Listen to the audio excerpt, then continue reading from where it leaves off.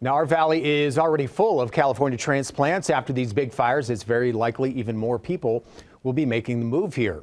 A local realtor telling Fox 5 he already has a client looking to buy here in Vegas after losing a home in the fires. He says other realtors at other agencies and his own across the valley receiving calls from people looking to do the same. Rebuilding after these fires in California will take years, so a move here is a chance to start over. Vegas is already a desirable place to live, but I think this wildfire is definitely a push to have people come to Las Vegas and think of Las Vegas as their new home. It's close to California, it's more affordable, and we are growing extremely fast. Now, CAL FIRE says the Palisades and Eaton fires have already destroyed more than 12,000 buildings, most of them likely homes, but at this point it's unclear exactly how many still. And our coverage does